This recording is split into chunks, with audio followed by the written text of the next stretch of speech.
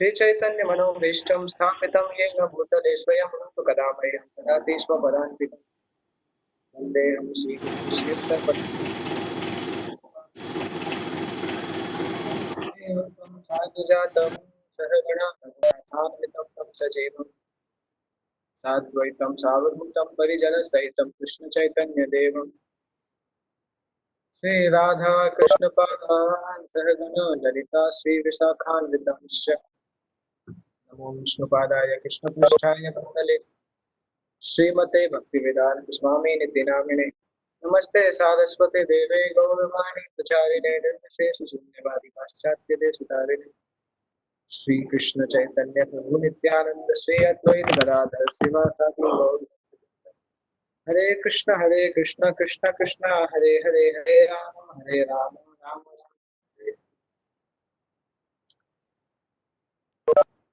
मेरा internet connection उतना ठीक नहीं है आज, तो हो सकता है इनकेस मुझे वीडियो ऑफ करना पड़े अगर कुछ प्रॉब्लम आती है तो।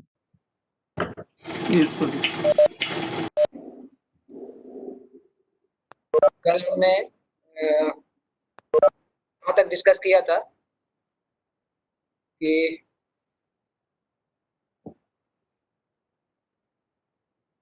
शुद्ध भक्ति के सिद्धांत नहीं, कल हमने डिस्कस किया था राघव पंडित का एग्जाम्पल, उसके आगे थोड़ा सा डिस्कस किया था। तो उसके आगे आज हम स्टार्ट करेंगे कि शुद्ध भक्ति के सिद्धांत के आगे, शुद्ध भक्ति के सिद्धांत के अलावा जो भी फिलोसफीज हैं उन सारी फिलोसफी को अनक्लीन माना जा सकता है। जैसे श्रीमद् भागवतम में जब डेफिनेशन आती है निराकारवाद की या ब्रह्म ज्योति के बारे में, तो वहां पे सुखदेव गोस्वामी एक शब्द करते हैं अभिशुद्ध बुद्धया। अभिशुद्ध बुद्धया का मतलब कि जब जिसकी बुद्धि शुद्ध नहीं होती है, इम्प्योर इंटेलिजेंस, इस तरह से भागवतम में आता है 10वें स्कंद में 2 अध्याय। तो भगवान के अलावा, भगवान की सेवा करने के अलावा और जो भी इच्छाएं मन में आती हैं वो इच्छाएं वास्तविकता में कंटेमिनेटेड होती है।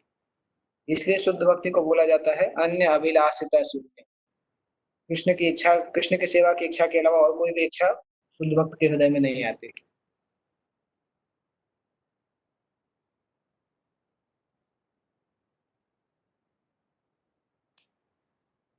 जब श्रीमद् भागवतम पहले स्कंद में नारद मुनि भगवान कृष्ण को के ऊपर मेडिटेट करने की कोशिश कर रहे हैं, तो उनको एक पल के लिए भगवान दर्शन देते हैं, उसके बाद भगवान दर्शन नहीं देते हैं। फिर वो प्रयास करते हैं, उसके बाद भी वो दर्शन नहीं कर पाते हैं। केवल भगवान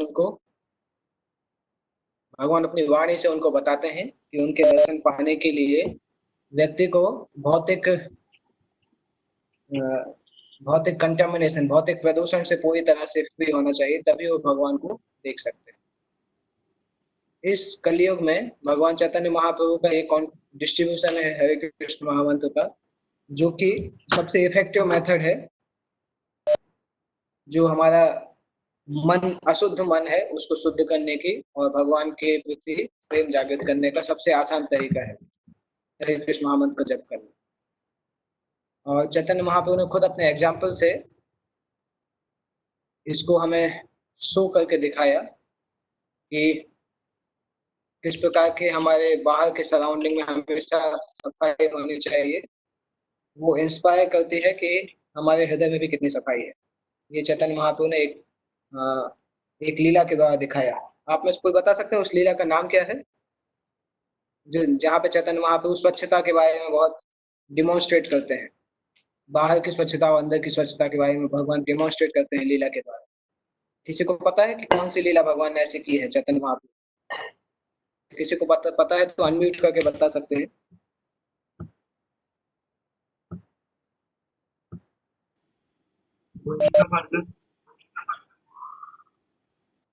किसकी आवाज है? शिवानंद प्रभु की। अच्छा, शिवानंद प्रभु को सारे 5 टाइम पता है जगन्नाथ पुरी के, क्योंकि वो पुरी के जगन्नाथ जी के भक्त हैं। उनके अलावा एनीवे नेक्स्ट टाइम मैं पूछूंगा जगन्नाथ जी से रिलेटेड, तो शिवानंद को आप मत बताइएगा। आप ऑलरेडी जगन्नाथ जी के बहुत एडवांस भक्त हैं, बाकी लोगों को मैं पूछना चाहता था। तो चैतन्य महाप्रभु ने जगन्नाथपुरी की रथ यात्रा के पहले एक दिन पहले गुंडीचा मंदिर की सफाई की थी। चैतन्य चरितामृत में ये सेक्शन आता है। मध्य लीला में मध्य लीला में शायद 11-12 ऐसे कुछ अध्याय में आना चाहिए। तो एक पूरा अध्याय उसके ऊपर डेडिकेट किया गया है, जहाँ पे गुंडीचा वास्तविकता वो मंदिर है जहाँ पे भगवान हफ्ते में, मतलब साल में एक बार एक हफ्ते के लिए जाके विश्राम करते हैं। इसलिए प्रभुपाद बताते हैं कि अ, जगन्नाथ जी हफ्ते एक हफ्ते की छुट्टी लेते हैं हर साल, और उस एक हफ्ते की छुट्टी में वो अपने वृंदावन जाते हैं अपने ब्रजवासी भक्तों से मिलने के लिए। गुंडीचा मंदिर जो है वो वृंदावन को डिनोट करता है। तो चैतन्य महाप्रभु जब जगन्नाथपुरी में निवास करते थे, तो सभी वैष्णवों को साथ में ले जाके चैतन्य महाप्रभु ने गुंडीचा मंदिर की सफाई की। हर साल सफाई करते थे। एक साल का डिस्क्रिप्शन उस पुस्तक में दिया हुआ है। तो गुंडीचा मंदिर की सफाई का एक मतलब है अपने हृदय की सफाई करना, क्योंकि गुंडीचा मंदिर में भी जगन्नाथ जी आके निवास करने वाले थे। इसी तरह से हमारे हृदय में भी भगवान कृष्ण को अगर हम इनवाइट करना चाहते हैं अपने हृदय में, तो अपने हृदय को हमें सबसे पहले साफ करना होगा, पूरी तरह से साफ करना होगा, जिससे कि भगवान आके उस हृदय में निवास कर सके। एक बहुत अच्छी पोयम भी है, एक वैष्णव आचार्य ने लिखी है, मम मन मंदिरे रहो निशि दिन कृष्ण मुरारी। बहुत सुंदर पोयम है वो पोयम इसी तरह इसी थीम को लेके है, किस प्रकार से भगवान को अपने हृदय में हमें आशीर्वाद अपने हृदय में स्थापित करना है, इनवाइट करना है। उसमें जो भगवान के भक्त हैं वो ये प्रार्थना करते हैं, मम मन मंदिरे रहो निशि दिन कृष्ण मुरारी। हे भगवान कृष्ण और हे मुरारी। भगवान का नाम मुरारी क्यों है, ये कोई भी व्यक्ति आंसर कर सकता है। भगवान कृष्ण का एक नाम मुरारी क्यों है?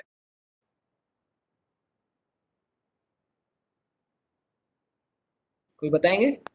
मूर नाम के राक्षस को मारा था। मूल नाम के राक्षस कहाँ पे था? वो शिव जी से वर लिया था। शिव जी से वर प्राप्त किया था कि पता नहीं, याद नहीं मुझे। शिव जी शिव जी से से वर किसने प्राप्त किया था? मूर ने, पता नहीं मुझे प्रॉपर याद नहीं। वो किसी को याद है कि मुरा नामक राक्षस कहाँ पे था?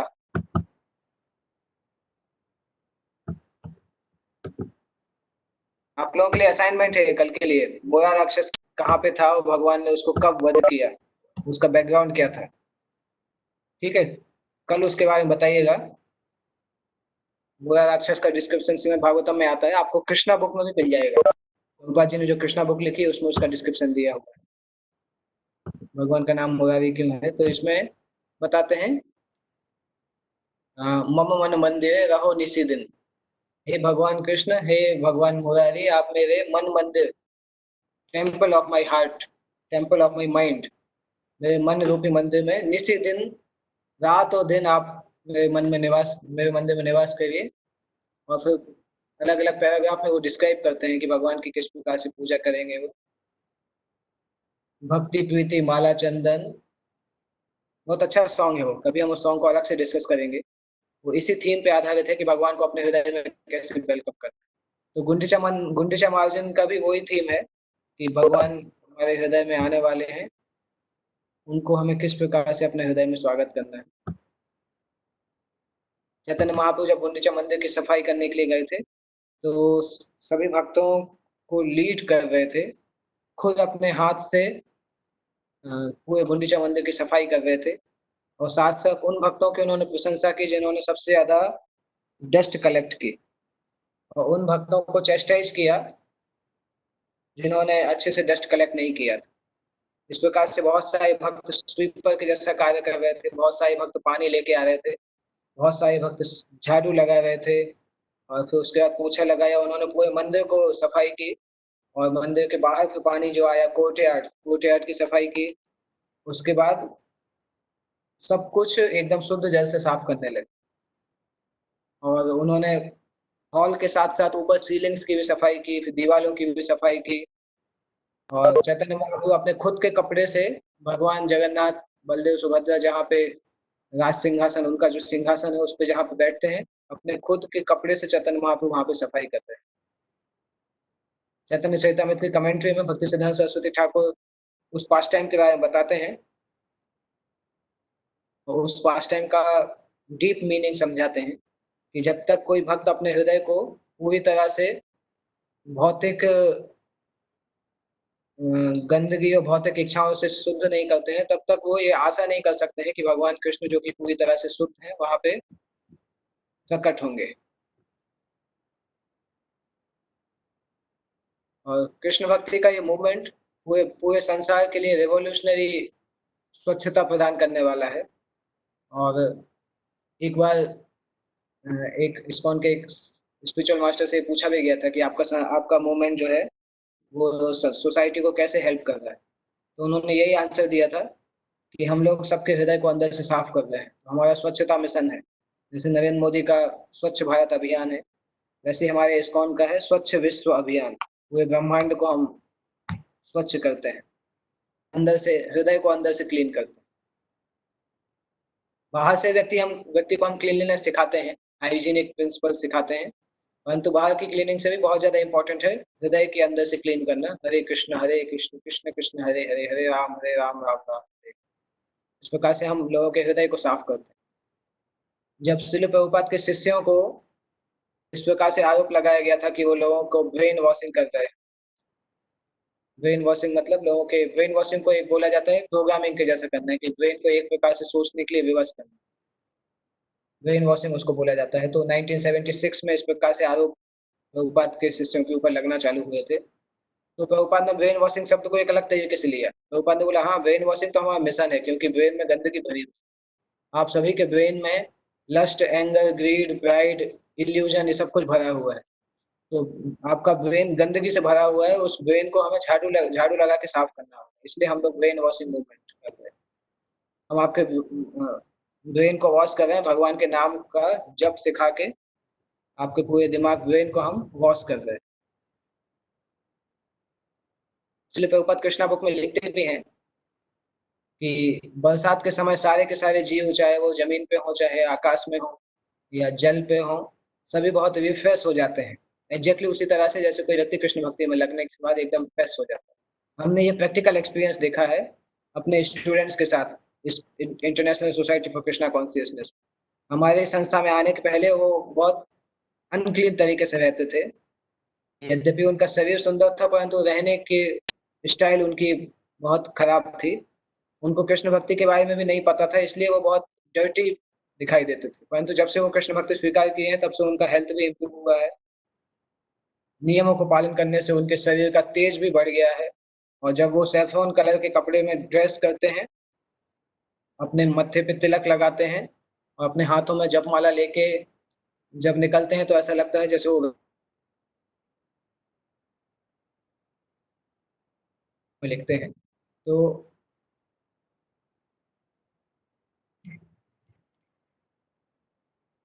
इसके बाद हम श्रील प्रभुपाद के कुछ कमेंट्स देखेंगे क्लीनलीनेस के सेक्शन में।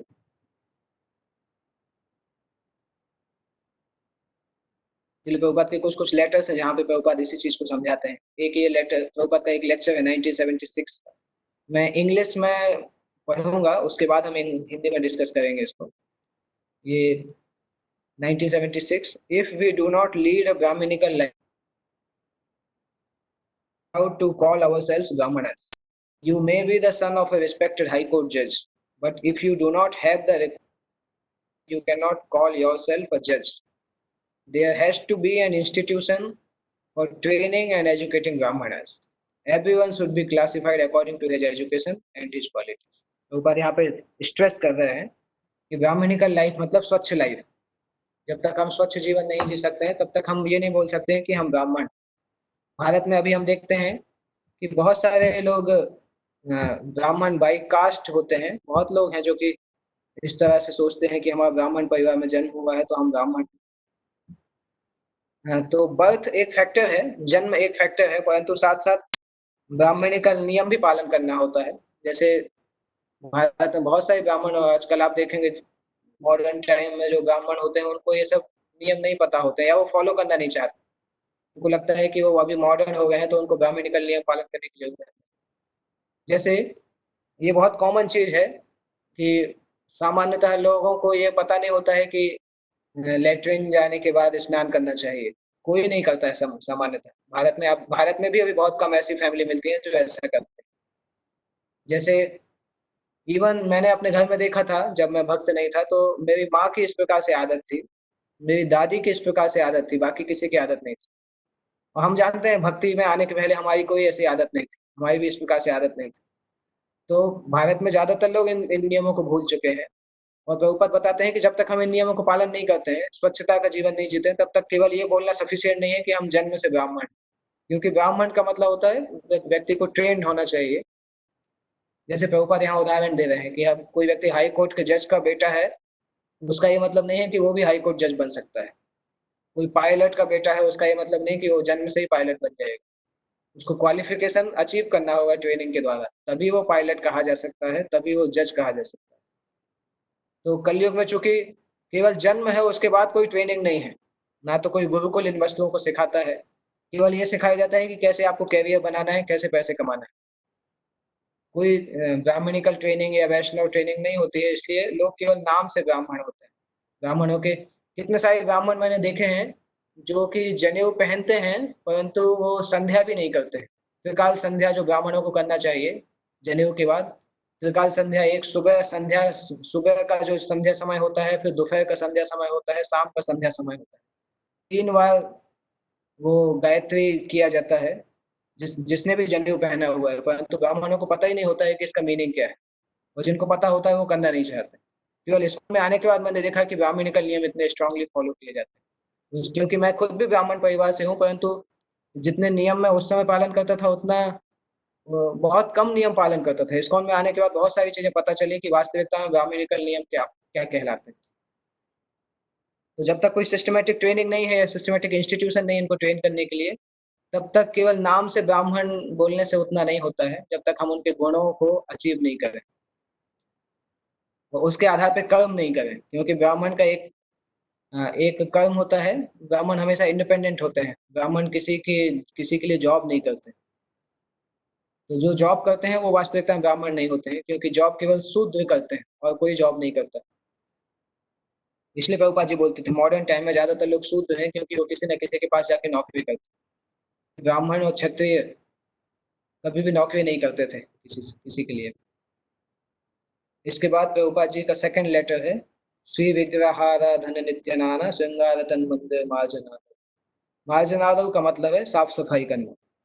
आध्यात्मिक गुरु अपने शिष्यों के साथ हमेशा श्री श्री राधा कृष्ण के मंदिर की सफाई करते हैं। अगर स्वच्छता को नेग्लेक्ट किया जाता है तो ये आलस का साइन है, आलस का लक्षण है। अगर कोई व्यक्ति आलसी है तो वो अपने चारों तरफ के वातावरण को साफ नहीं रखेगा। वो सोचेगा मैं सो जाता हूँ, सफाई की जरूरत नहीं। तो ये सोने की जो बात है ये वास्तविकता में तमोगुण का लक्षण है। हमें इस रजोगुण और तमोगुण को जीतना है, तब हम पूरी तरह से सत्वगुण में आएंगे और हमारे हृदय को हमें पूरी तरह से शुद्ध करना है। तभी हम, यदि हम चाहते हैं कि भगवान कृष्ण को अपने हृदय में लेके आए, भगवान को रिसीव करें अपने हृदय में, तो हमें अपने हृदय को पूरी तरह से साफ करना होगा। तभी हम भगवान को यहाँ पे अपने हृदय में स्थापित कर पाएंगे। इसके बाद प्रभुपाद जी का एक और लेक्चर है 1971। भारत में ये कस्टम है कि किचन सामान्यतः उस बिल्डिंग में नहीं होता है जहाँ पे लिविंग रूम्स होते हैं। क्योंकि लिविंग रूम प्रदूषित होते हैं और किचन को साफ रखना चाहिए। सारे बर्तनों की कुकिंग करने के बाद, पहले के समय में ऐसा होता था क्योंकि मिट्टी के बर्तन उपयोग किए जाते थे, तो बर्तनों को कुकिंग करने के बाद उनको फेंक दिया जाता था। उसके बाद नए बर्तन उपयोग किए जाते थे, हर बार नए बर्तन, मिट्टी के बर्तन को उपयोग किए जाते थे। इसी तरह से कुम्हार जो थे उनका बिजनेस चलता था क्योंकि लोग उनके बर्तनों को रेगुलरली लेते थे। तो प्रभुपाद बता रहे हैं ये आपके आपके देश में तो संभव नहीं है, परंतु आपको जो भी हमारे पास बर्तन है उसको एकदम साफ रखना चाहिए। भगवान कृष्ण को बहुत बड़े-बड़े ऑफरिंग की जरूरत नहीं है, परंतु भगवान कृष्ण सिंसियर जो कार्य सिंसियर तरीके से अगर कोई कार्य करता है तो उसको महत्व देते हैं। इसलिए हमारे हर सेंटर में, हर घर में हमारा किचन उतना साफ होना चाहिए जितना भगवान का ऑल्टर, भगवान का गर्भगृह जितना साफ होता है उतना ही साफ किचन होना चाहिए। अगर किचन साफ सफाई है तो हम भगवान को जो भोग लगाएंगे अच्छा होगा, और अगर किचन साफ नहीं है तो भगवान उस भोग को अच्छे से स्वीकार नहीं करेंगे, जो भी हम भगवान को भोग लगाएंगे।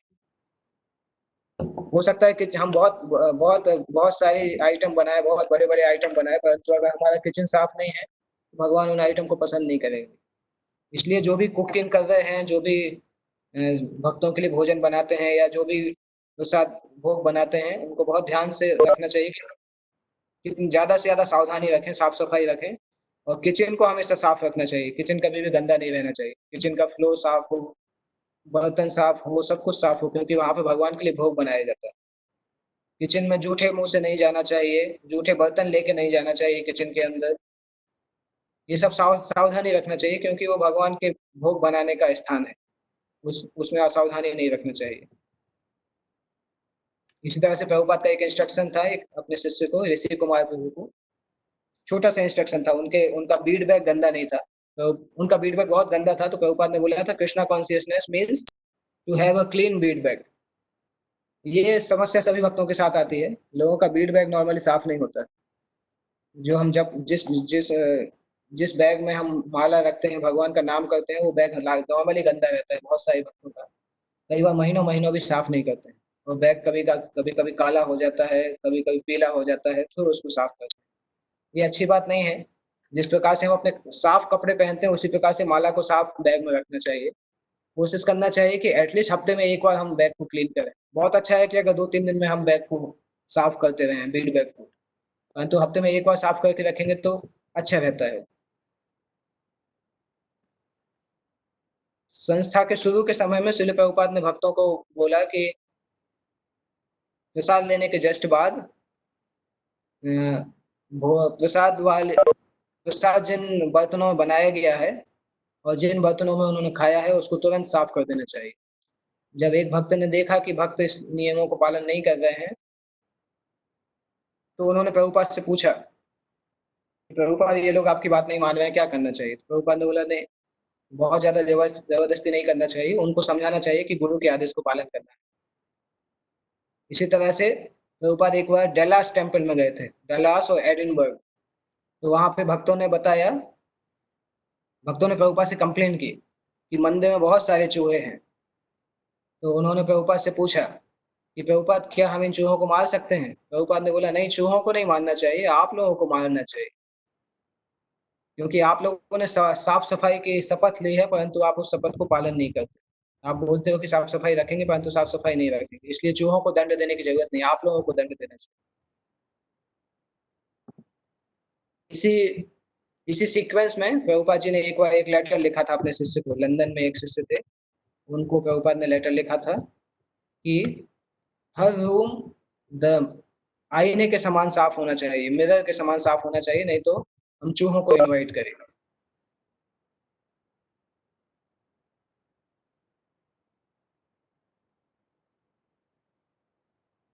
इसी तरह से एक बार जब प्रभुपाद हवाई में थे, अपनी मॉर्निंग वॉक में, प्रभुपाद सुबह के समय कई बार वॉक वॉक करने के लिए जाते थे। तो वॉक करते जाते समय वो प्रसादम के रूम के बाहर से निकले। उनको देख के भक्त लोग इतनी खुशी में थे कि उन्होंने सब कुछ नीचे गिराया और दौड़ के प्रभुपाद के पास पहुंच गए, और प्रभुपाद सबको लेके कंपाउंड में गए और फिर टेम्पल रूम में आए।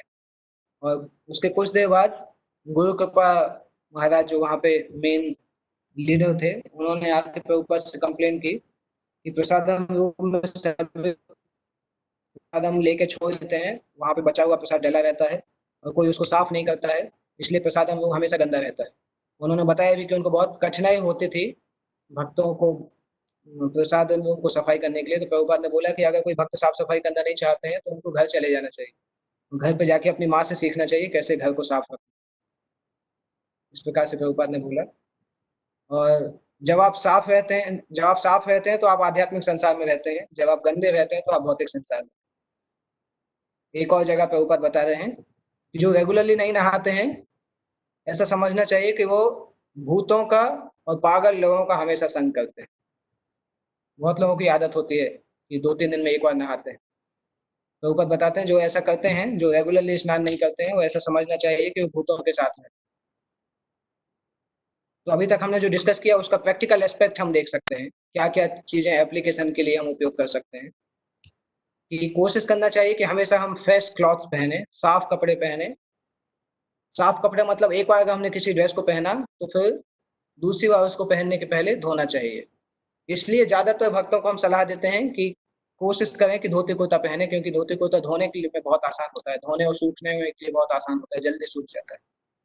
एक बार हमने पहना और उसके बाद फिर से धो दिया पानी से, फिर उसको दूसरी बार पहना। इसलिए हर दिन सुबह जब भक्त लोग साथ में आते हैं, तो हमेशा फ्रेश कपड़े पहनना चाहिए। जब कोई व्यक्ति प्रसाद लेता है, तो प्रसाद लेने के स्थान में जहाँ पे उसने प्रसाद लिया था, उसको साफ किया जाना चाहिए। और जहाँ पे प्रसाद लिया था, जब तक वो साफ नहीं होता है, तब तक उस एरिया के ऊपर चलना नहीं चाहिए, पैर नहीं रखना चाहिए, क्योंकि वो जगह दूषित होती है। जब अगर वहाँ पे हम बैठ के प्रसाद ले लेते हैं, तो वो जूठी हो जाती है जगह। इसलिए वहाँ पे घूमना नहीं चाहिए जब तक उसको साफ नहीं किया जाए। अगर कोई उस जगह पे पैर रखता है धुलने के पहले, तो उसके पैर को धोना चाहिए, पैर कंटामिनेट हो जाता है। और जहाँ पे प्रसाद लिया गया, उस जगह को तुरंत साफ कर देना चाहिए प्रसाद लेने के तुरंत बाद। और जब हम मंदिर में एंटर करते हैं, तो एंटर करने के पहले अपने हाथ और पैर धोना चाहिए, उसके बाद एंटर करना चाहिए। क्लीन हाथ और पैर से एंटर करना चाहिए। और स्नान करने के बाद, स्नान मतलब टॉयलेट के बाद अपने हाथ और पैर को धोना चाहिए। और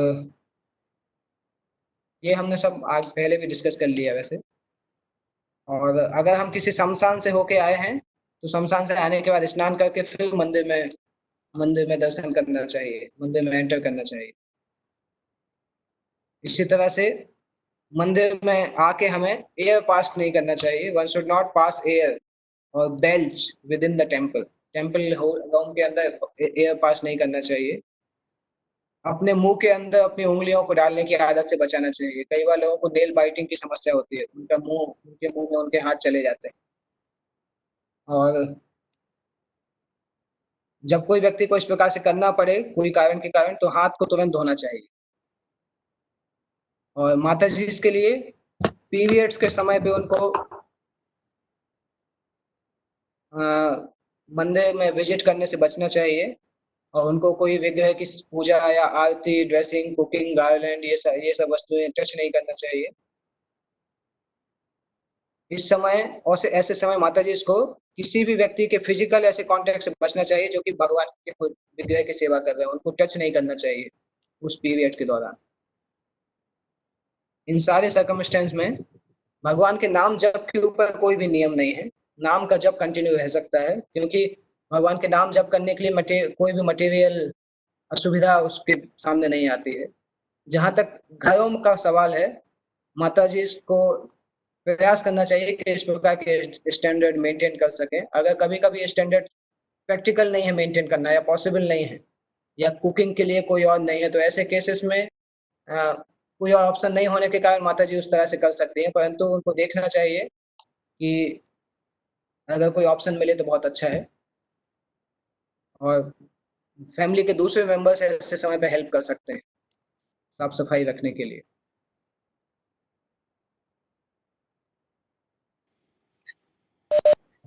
ओके, किसी को कोई प्रश्न पूछना है तो पूछ सकते हैं, क्योंकि यहाँ पे चैप्टर कंप्लीट हो जाता है, इसके बाद नया चैप्टर स्टार्ट होगा। हरे कृष्ण प्रभु जी।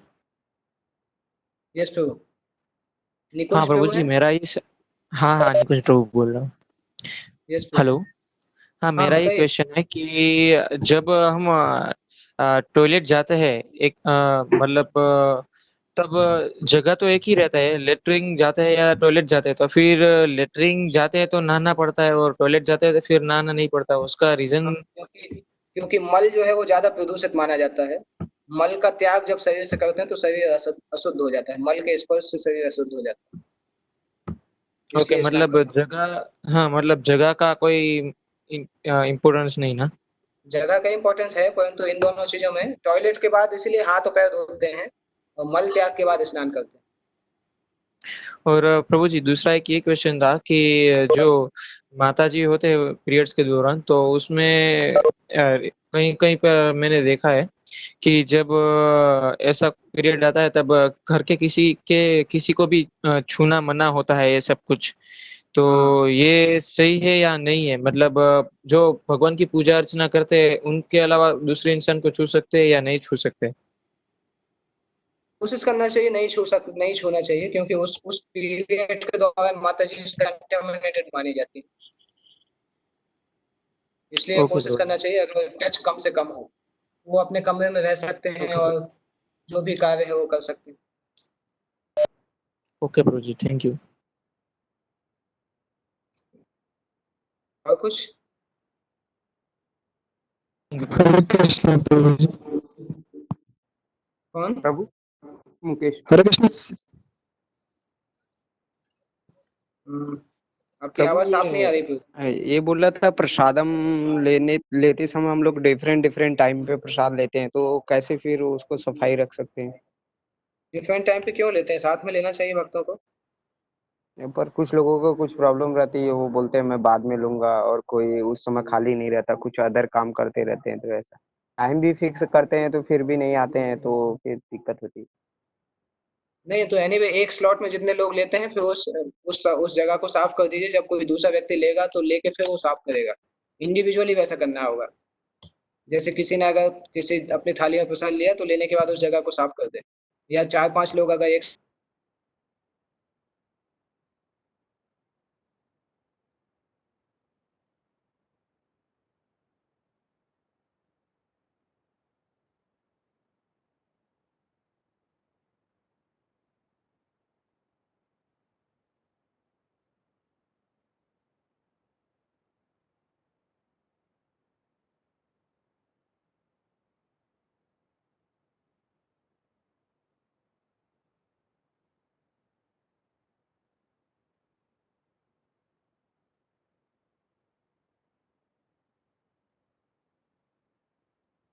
प्रैक्टिकली इस चीज को यूज किया जाता है, एक ही ग्लास को यूज कर सकते हैं। बेटर हरे अपना अपना ग्लास हरे हो तो अच्छा है। हाँ प्रभु, आपका वीडियो ऑफ रख सकते हैं थोड़ा सा, क्योंकि आपकी आवाज थोड़ी सी कम नेट बहुत स्लो चल रहा है। मेरा वीडियो मेरी तरफ से चालू है पर इंटरनेट कनेक्शन वीक है, इसलिए नहीं दिखा सुनाई दे रहा हो। ओके, तो आपका आपने जो कहा सुना ही नहीं कि सुना है। मैंने बोला कि अगर अपना अपना बॉटल है या ग्लास है तो यूज करना बहुत अच्छा है। पर प्रैक्टिकली कई जगह पे एक ही ग्लास यूज करते हैं, इतना ज्यादा उसमें गलती नहीं है जब तक वो ग्लास जूठा नहीं होता है। मुंह लगा के नहीं करते हैं तब तक। अच्छा प्रभु, पर्टिकुलरली मुंह लगा के पानी पीना बेटर रहता है या फिर ऊपर से ऐसा कुछ?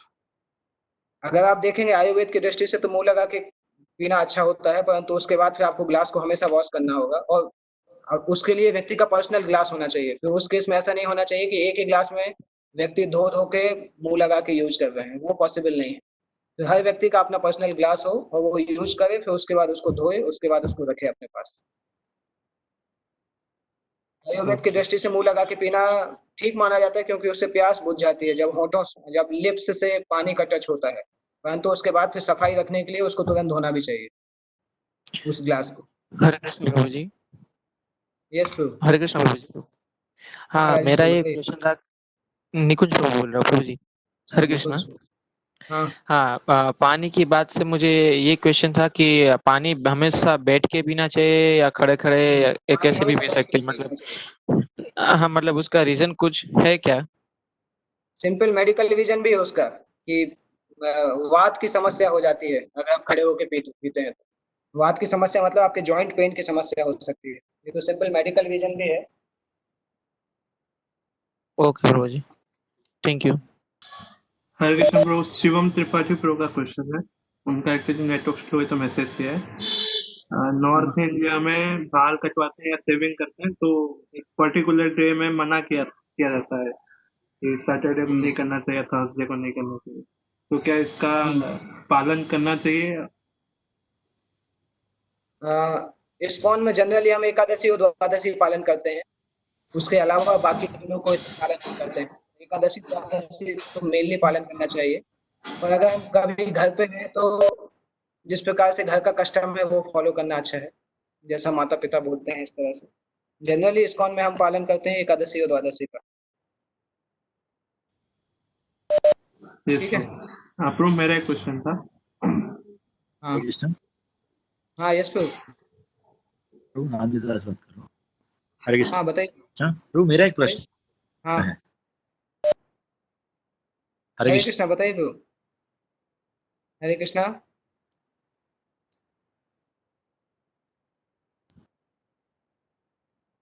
प्रभु जैसे अभी आपने बाल कटाने हाँ हरे कृष्ण प्रभु, धन्यवाद प्रभु। हरे कृष्ण। हाँ हाँ हाँ हाँ मुझे आवाज आ रही है प्रभु, बताइए। हरे कृष्ण। हरे कृष्णा। हरे कृष्णा। ओके प्रभु मैं ये पूछ रहा था जैसे आप हाँ हरे कृष्ण। हरे कृष्ण प्रभु, धन्यवाद प्रभु। हाँ बताइए प्रभु। मैं ये पूछ रहा था प्रभु जी, जैसे आपने बाल कटाने के वाले बात में बताया कि एकादशी और द्वादशी, हाँ पर मैंने कई बार ऐसा देखा है और डिवोटीज और मैंने कहीं सुना भी है कि हाँ अगर फॉर प्रीचिंग पर्पस एकादशी के दिन भी लोग हेयर कटिंग या शेविंग करते हैं, तो how should we take it? सामान्यतः जनरल भक्तों के लिए वो रेगुलर इंस्ट्रक्शन नहीं है। प्रभुपाद ने बताया है कि अगर कभी प्रचार के लिए आवश्यक है या मीटिंग्स में जाने के लिए आवश्यक है जिससे हम कृष्ण की सेवा के लिए यूज कर रहे हैं, तब हम इन नियमों को नहीं मानते, क्योंकि हमारा मेन उद्देश्य भगवान की प्रचार करना है। तो अगर उससे संबंधित कोई सेवा है या हमें बाहर जाके किसी लोगों से मिलना है, उनको कृष्ण भक्ति के बारे में बताना है, तो फिर वो चीजें चल सकती हैं, परंतु रेगुलरली ऐसा नहीं है कि हमें एकादशी के दिन कटानी चाहिए। अवॉइड करना अच्छा है। अगर ऐसा होता है कि नहीं अवॉइड हो रहा है, भगवान की सेवा के लिए जरूरी है, तो फिर कर सकते हैं। ओके ठीक है। मतलब मैं ये जानता वो यही था यार, पर फिर भी मैं एक हाँ बार कंफर्म कर रहा था कि कहीं मेरी कुछ साथ गलती ना हो जाए इसलिए। नहीं, आपसे कैसे गलती होगी ठीक विवेक?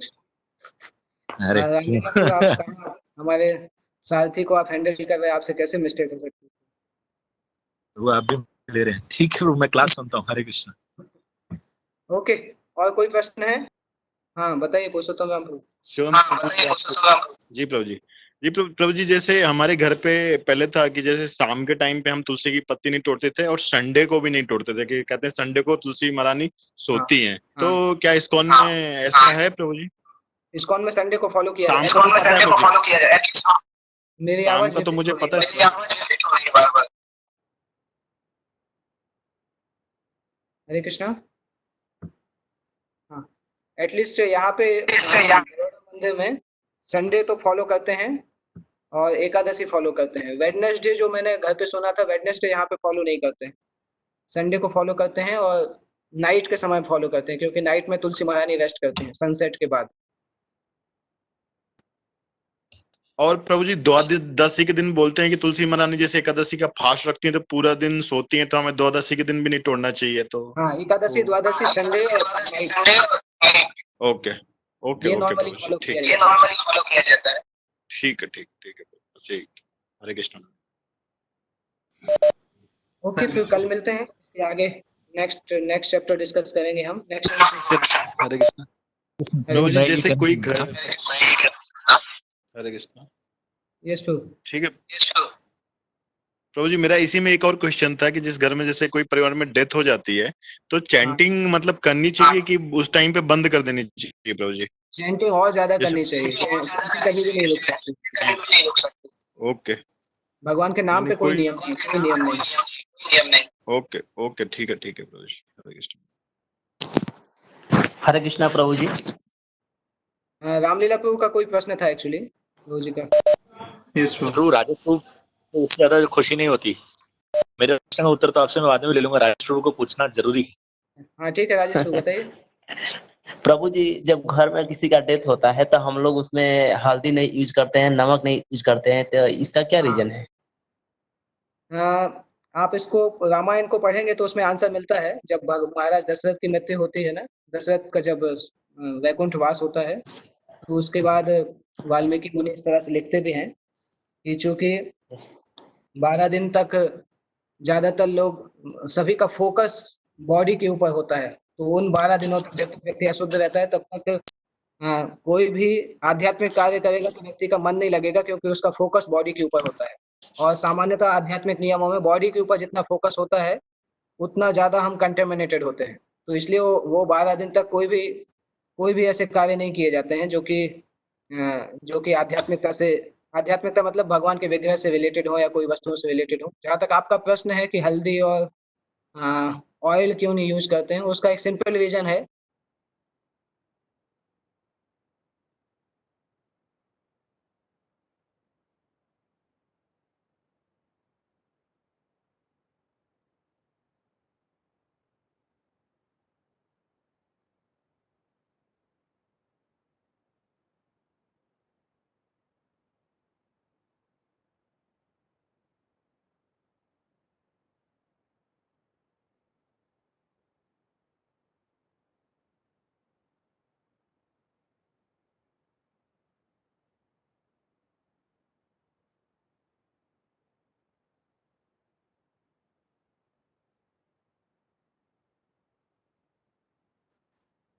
हरे कृष्णा। हरे कृष्ण प्रभु जी। मैं निकुंज प्रभु बोल रहा हूँ। और हाँ कोई हाँ कोई प्रभु निकुंज जी प्रभु। पूछ रहे क्वेश्चन? हाँ तो नहीं प्रभु ठीक है, आप मेरा पूछ ये सकते क्वेश्चन था कि हाँ तो मेरा ये क्वेश्चन था कि हम जब 11 खाते हैं तब एकादशी के दिन जो नमक खाते हैं तो वो रॉक सॉल्ट होना चाहिए या नॉर्मल सॉल्ट चलेगा? या ऐसे मैंने सुना है जब तक खाना चाहिए तब रॉक सॉल्ट खाना चाहिए, तो नॉर्मल नमक खा सकते हैं क्या? नॉर्मल नमक नहीं खाना चाहिए, रॉक सॉल्ट खाना चाहिए। रॉक सॉल्ट मतलब सेंधा नमक जो होता है वो खाना चाहिए। हाँ हाँ सिंधव हाँ सिंधव नमक वो। हाँ ठीक है। ओके। हरे कृष्ण प्रभु। प्रभु सोमदेव दास, एक हाँ प्रश्न सोमदेव था प्रभु। प्रभु बताइए। प्रभु जैसे किसी की जैसे आपने बताया किसी की डेथ होती है, तो सिमिलरली अगर किसी के यहाँ कोई बच्चा पैदा होता है, तब भी हम हाँ ये सारे रूल्स करते हैं जो डेथ के टाइम करते हैं। हाँ एक्चुअली वर्णाश्रम के कोड्स के आधार पे अलग अलग वर्णों का अलग अलग दिन तक उसमें अशुद्धता होती है। नॉर्मली नियम वही होते हैं। कुछ जन्म के समय इतना लंबा नहीं होता है ये अशुद्धि पीरियड। कुकिंग तो चालू हो जाती है कुछ जगह पे। एक्चुअली ये तो बहुत वेरिड सब्जेक्ट है किस क्षेत्र से हम बिलोंग करते हैं, क्योंकि नॉर्थ इंडिया में अलग रीजन है, साउथ इंडिया में अलग अलग है। हालांकि सभी वर्णाश्रम के अंदर आते हैं परंतु फिक्स कैलकुलेशन नहीं है। परंतु एक एक कारण श्योर है, जिस समय उस समय भी बॉडी के ऊपर ज्यादा फोकस होता है, इस समय भी बॉडी के ऊपर ज्यादा फोकस होता है, उसी के कारण व्यक्ति अशुद्ध होता है। बॉडी फोकस होने के कारण, बॉडी कॉन्शियसनेस में होने के कारण ज्यादा अशुद्धता होती है। इसलिए ये कार्य नहीं किए जाते इन जनरल। यस। तो एक प्रश्न और था कि जैसे हम वॉशरूम जाते हैं, टॉयलेट, हाँ हाँ तो जैसे जनेऊ होता है तो हम कान में लपेटते हैं, तो इसका क्या रीजन है? हाँ। मतलब क्यों कान में ही क्यों लपेटते हैं? कोई इसका रीजन? स- सामान्य एक कारण है कि हमारा जनेऊ कभी भी हमारे नाभि के स्थान से नीचे नहीं जाना चाहिए, नहीं तो अशुद्ध हो जाता है। स्पेशली हमारे जेनिटल से अगर जनेऊ का टच होता है तो जनेऊ अशुद्ध हो जाता है, फिर उसको बदलना पड़ता है। तो उस अवस्था से बचने के लिए हम जनेऊ को कान के ऊपर लगाते हैं। और श्री श्रीमद् राधा गोविंद महाराज बताते भी हैं कि कान में बहुत सारे देवताओं का वास होता है। तो जनेऊ को कान में लगाने से उन देवताओं का शेल्टर या ब्लेसिंग इस तरह से प्राप्त होता है। इस तरह से राधा गोविंद महाराज एक लेक्चर में बताते हैं। पर इन जनरल जनेऊ का नियम है कि जेनिटल्स में उसका टच नहीं होना चाहिए। कोशिश करना चाहिए कि हम नाभि के नीचे जनेऊ को नहीं ले जाएं। यस। नाभि के नीचे मतलब जेनिटल्स के पास तक नहीं ले जाएं। Yes. Okay yes. Thank you Prabhu. Okay. तो कल इसके आगे डिस्कस करेंगे ब्रो नेक्स्ट रामलीला प्रो का चैप्टर। क्वेश्चन था। नहीं नहीं, हाँ यस प्रभु। मेरा कोई क्वेश्चन नहीं प्रभु। मैं ऐसा देख हाँ रहा था, 2 दिन से इसको देख रहा हूँ और इसमें ऑडियो और उसका दिक्कत आ रहा है। वो मीट वाला आप अगर बोलेंगे तो मैंने कल उसका कर दिया सर सेटअप। ओके कल से कर सकते हैं उसमें गूगल मीट। मैंने आज देखा वो जीमेल के जीमेल को इनबॉक्स खोला था तो उसमें ऑटोमेटिकली मीट का ऑप्शन आ रहा था, गूगल मीट का ऑप्शन। हाँ, और वो क्या है कि उसके लिए इजी है बहुत ज्यादा। ओके ट्राई कर सकते हैं फिर, कल तो ट्राई कर ठीक है। सकते हैं। प्रभु जी, उसका एक मेरा ये फीडबैक है कि अगर 2 लोग एक जगह पे मोबाइल लेके बैठे होंगे तो उसमें आवाज बहुत इको होता है। हमारी कंपनी में गूगल मीट में जो मीटिंग होती है ना, तो अगर वो एक से सब 2 लोग ज्यादा अनम्यूट अनम्यूट उसमें वो दिक्कत सब होती में है। वो जूम में भी होता है और सब में होता है वो। अच्छा, जूम में वो नहीं मैंने देखा, पर उसमें बहुत ज्यादा होती है, इसलिए ठीक है प्रभु नहीं जी, नहीं, वो ट्राई कर सब में ही लेंगे। होता है। जी जी जी। ठीक है, पास रहता है, गूगल के साथ ही आता है वो। हाँ मैंने उसका क्या जी सूट अकाउंट भी कर दिया है, हाँ तो ठीक है कल से कंटिन्यू करके देखते हैं उसको। हाँ ओके। हरे कृष्ण। जगत गुरु शिल प्रभुपाद की जय।